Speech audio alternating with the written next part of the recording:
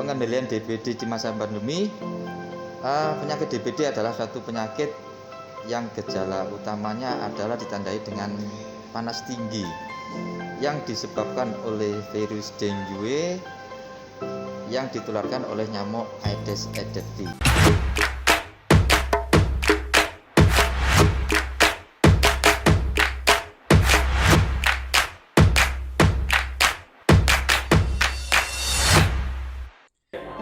Assalamualaikum warahmatullahi wabarakatuh. Selamat pagi, salam sejahtera bagi kita semua.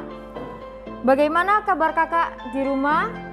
Apa sehat-sehat saja? Kembali lagi di podcast Obsesi, obrolan seputar kesehatan masa kini yang akan menemani teman-teman semua di episode kali ini, yaitu saya, Elena Nafis Audia. Episode kali ini kita kedatangan pemateri tenaga medis dari Puskesmas Taman tentunya. Telah bersama saya Kak Imam Soleh, Eskepnes. Selamat pagi Kak Imam. Pagi, Assalamualaikum warahmatullahi wabarakatuh. Waalaikumsalam warahmatullahi wabarakatuh. Spesial episode kali ini membahas tentang pengendalian DBD di masa pandemi. Langsung saja kita ke pembahasan. Beberapa pertanyaan yang mungkin muncul di benak saya, mungkin juga pemirsa di rumah. Mengenal penyakit DBD, penyakit seperti apa itu sendiri Kak? Assalamualaikum warahmatullahi wabarakatuh. Selamat pagi teman-teman semua. Salam sehat selalu. Pertanyaan dari Kak Elena terkait materi pada pagi ini, yaitu pengendalian DBD di masa pandemi. Penyakit DBD adalah suatu penyakit yang gejala utamanya adalah ditandai dengan panas tinggi yang disebabkan oleh virus dengue yang ditularkan oleh nyamuk Aedes aegypti.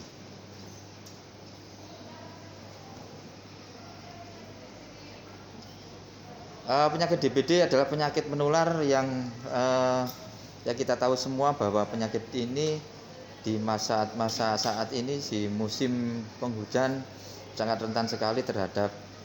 rentan untuk penularannya. Jadi penyakit DBD adalah sangat penyakit yang bisa dicegah, utamanya di situ. Bukan harus diobati. Penyakit yang bisa dicegah. Mungkin itu jawaban dari apa sih penyakit DBD. Bagaimana kita sebagai orang awam mengerti bahwasanya itu benar-benar terkena penyakit DBD, Kak? Gini, penyakit DBD gejala utamanya adalah 1-4 hari itu biasanya sering terjadi panasnya tinggi, kisaran suhu sampai kisaran 39 sampai 40 derajat Celcius. Ketika itu memang terdiagnosa sakit DBD, di hari ketiga sampai ke hari kelima ritme dari suhu tubuh biasanya cenderung turun kisaran turun itu bukan dingin ya, cuma masih ada gejala summer. Terus di hari ketiga sampai kelima utamanya panas. Kedua adalah ada bintik-bintik paling utama yang sering terjadi kalau itu sudah ke arah penyakit DBD. Bintik-bintik merah mungkin di daerah ekstremitas atas, tangan, kanan, kiri biasanya muncul seperti itu. Dan sampai parah biasanya ada gejala yang sampai hidung keluar darah, gusi keluar darah. Itu adalah gejala yang penyakit DBD yang sudah grade-nya sudah tingkat grade ketiga sampai ke 4.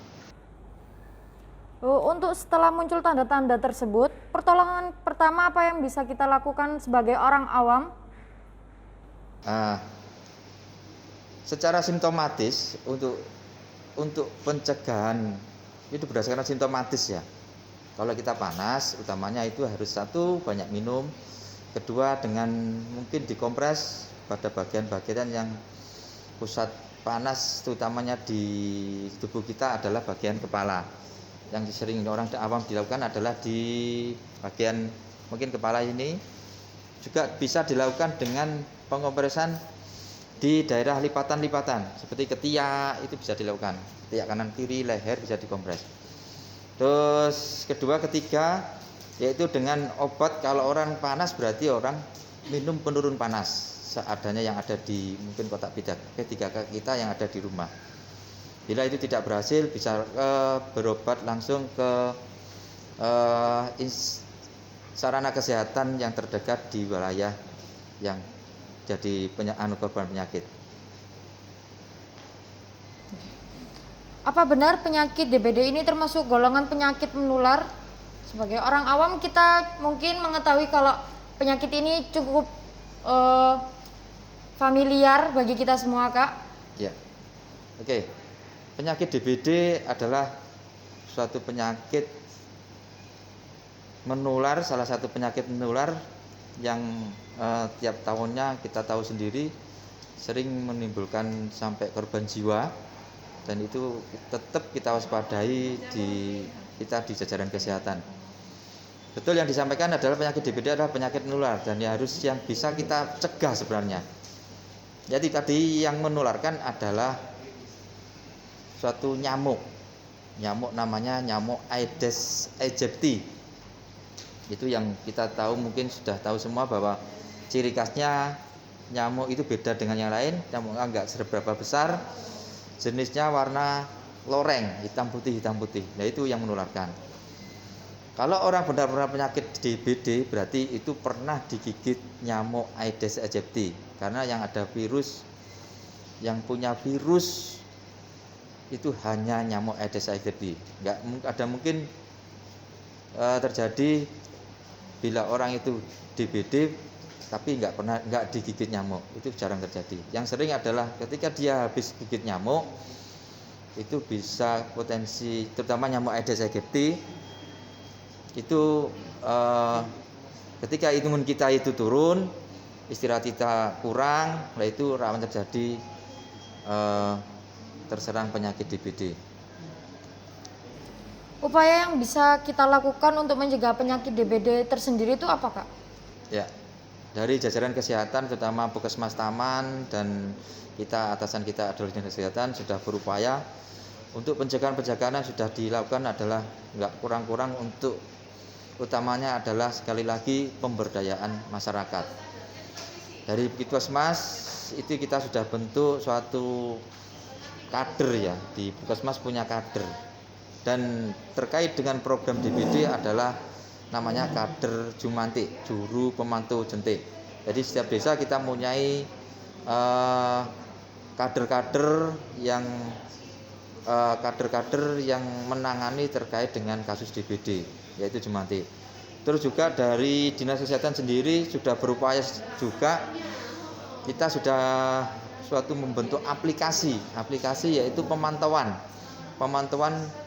jentik yang ada di rumah masing-masing, yaitu dengan melakukan dibuat aplikasi Si Butik, yaitu Sidoarjo Berburu Jentik. Itu ada supaya dari dinas kesehatan yang diteruskan ke masing-masing puskesmas yang ada di wilayah kerja dinas kesehatan se-Sidoarjo. Terima kasih Kak Imam, pengetahuan yang baru bagi kita semua, tentu saja bermanfaat bagi pemirsa juga di rumah.